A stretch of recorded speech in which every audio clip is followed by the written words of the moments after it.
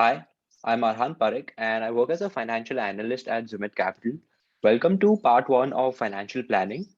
In today's course, I'll cover a few important aspects around financial planning. I'll start off by talking about what financial lifestyle design is, whereas I'll talk about what a financial plan is, and a few important elements that are involved in financial lifestyle design. Then I'll move on to talk about why financial planning is important in one's life. And continuing from there, I'll talk about a few benefits that it provides individuals. To conclude today's session, I'll talk about a few steps that individuals can follow in order to create a successful financial plan. So that'll be the agenda for today. And before I start, I would like to first give a brief about our company, Zumit Capital. So Zumit Capital was founded back in 2017, and we're a boutique portfolio advisory firm. We specialize in building and managing equity portfolios in Indian markets. We assist investors in global markets, provide advisory services in cryptocurrency, as well as provide clients with technical trading advisory. And we are also present in the investor immigration space, where we provide movement solutions to aspiring high net worth individuals who aim to seek a secondary residency or another citizenship. So I'll get started right with today's agenda. So financial lifestyle design. So a financial plan is a step-by-step approach for one to meet different life goals. So it acts as a guide as you go through different life journeys. So in short, it helps you keep a track of your income, expenses, and investments in such a way that you can manage your money in the best possible way and be able to meet your financial goals. So in this diagram here, you can see a few important elements of financial lifestyle design. For instance, retirement planning, planning for your children's education, wealth creation, miscellaneous expenses, and emergency funds. So these are few of the important aspects of lifestyle design, and individuals need to think about this sooner or later, because if not all, they would at least encounter most of these elements at some point in life, and planning ahead is the best way possible to ensure that there are no surprises or there is no shortage at any point of life, and that people can enjoy and live the same living standard that they have been throughout their life. Since every individual is different, there might be people who have a lot of other elements that are involved and might have additional cost, but there are most of them might fall under these categories, and this is why I have highlighted these categories, because they represent a few of the most important aspects of financial planning that one encounters. So moving on to why financial planning. So financial planning is important for several reasons. First and foremost is to tackle inflation. So as most of you are aware, inflation has been on the rise, not just in developing countries, but in developed countries as well in the past couple of years. And a sound financial plan is one that will help you make investments that will help you beat the rate of inflation. So your money is not losing value because it's being invested at a higher rate of return than what the inflation rate is. Secondly, it helps you achieve long-term goals such as planning for your children's education and marriage, buying a house, so on and so forth. So if you plan beforehand and make investments that meet your financial goals, you will be able to achieve them by planning ahead and knowing what you want to do. Thirdly, it helps you deal with emergencies and unforeseen expenses. So having a sound financial plan would ensure that any emergency, such as a loss of income, or if you're a business owner, maybe a period of recession or bad times when profits take a hit, you will have some sort of fund that will always be with you that can take care of your monthly expenses and other purchases that you have to make. So this is another reason why financial planning is important. Moving on, it helps individuals fulfill their dreams and other miscellaneous expenses, such as going on exotic vacations, or buying a car, so on and so forth.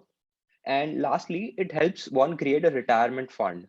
So when an individual retires, they don't have an active income anymore. They rely on their savings that they have created, as well as other passive income that you might get from pensions or investments or selling some assets. But more or less, they have to plan regarding this beforehand and ensure that they'll be able to live the same life and enjoy living life with the same standard of living that they have been throughout their life and not have to compromise. So this is again another reason why financial planning is important.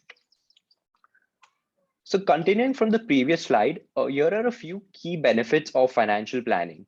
So first of all, it helps you increase your savings.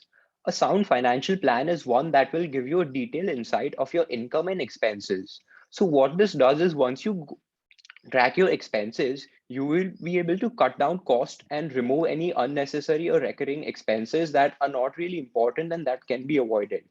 So what happens here is if you automatically cut down on expenses, you increase your savings without having to increase income. And what you can do with this increased savings is you can invest them and be able to enjoy a good rate of return, and your money will be compounded over the long term. So this will help you. Now, moving on to the next benefit, enjoy a better standard of living. So by making investments, planning beforehand, you will ensure that if not a better, you'll at least be able to sustain the living standards that you have been. So reiterating from the previous point where, if you increase your savings and put those savings to work by making worthwhile investments that will help you reach your financial goals and that match your risk profile, you will be able to at least sustain, if not enjoy a better standard of living. But if you make investments that actually work out in your favor, you will be able to enjoy a better standard of living. So that is another key benefit of financial planning. Now, as mentioned in the previous slide, it helps you be prepared for emergencies. So a business emergency such as a loss of income or being fired from a job, or a recession striking, a natural disaster striking, something of that magnitude where you will face a severe loss of income, whether you're a salaried employee or a business owner. Having an emergency fund in such situations will help you ensure that you do not go into financial ruin, and you will be able to maintain your living standards and achieve what you seek for. Lastly, a key psychological benefit of financial planning is that it helps you attain peace of mind.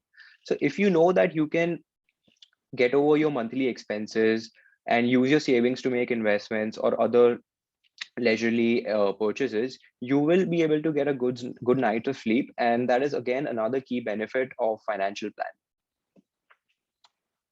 So coming on to the last aspect of today's course, there are a few steps that an individual can follow to create a successful financial plan. So the 5 steps are as follows. First step is you need to understand your current financial situation.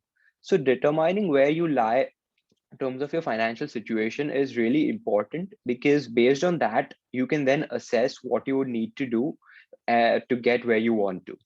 So the second step is you need to write down your financial goals. Here it is important that your goals are specific, measurable, and attainable, because if they are so, it'll be easier for you to work towards them rather than goals that are unattainable or vague, because you won't be able to determine how you can track them or what investments you can make. But if your goals are accurate, reasonable, actually achievable based on your current financial situation, the stage of life you are in, it will help you go there. Now, step 3 is considering different options. So once you've determined step 1 and step 2, where you understand where you currently lie, where you want to go, you can consider different investment options based on your risk profile, your income, your lifestyle, the stage of life you're in, and various other aspects. Here again, it's important to realize that you should not just consider an investment option because a friend or a relative is doing so. Because even though someone might be of the same age as you or might be earning the same amount of money as you, it's not necessary that both of you will have a similar lifestyle. So it's important that you consider investment options that meet your financial goals and what you want to achieve. Step 4 involves implementing the correct financial plan. So once you have considered different investment options, you need to consider each of them and see which one actually will help you get towards your goal. And once you determine that, you need to implement it.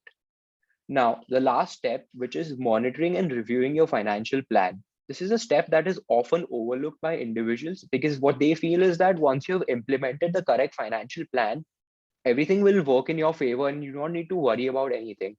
But sadly, this is not how real life works. Markets are volatile, and an investment that you think would have given you a certain amount of return in a certain amount of years might not hold true. So you need to ensure that you stay on top of your financial plan and evaluate on a regular basis to ensure that it is chosen correctly, because there could even be an issue of you choosing and implementing the wrong financial plan, let alone what the market does.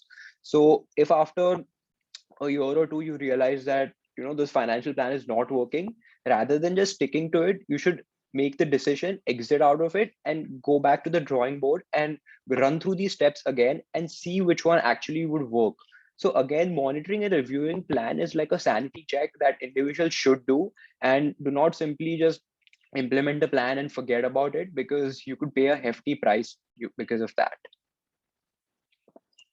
So that's it for part one of this course. I hope I provided some valuable information regarding financial planning and a few key benefits that it provides individuals and why one should go ahead and plan their finances beforehand. In part two of the course, I will provide a practical example of a do-it-yourself financial calculator that will help individuals with financial planning in a practical perspective. So thank you, and this is it for now.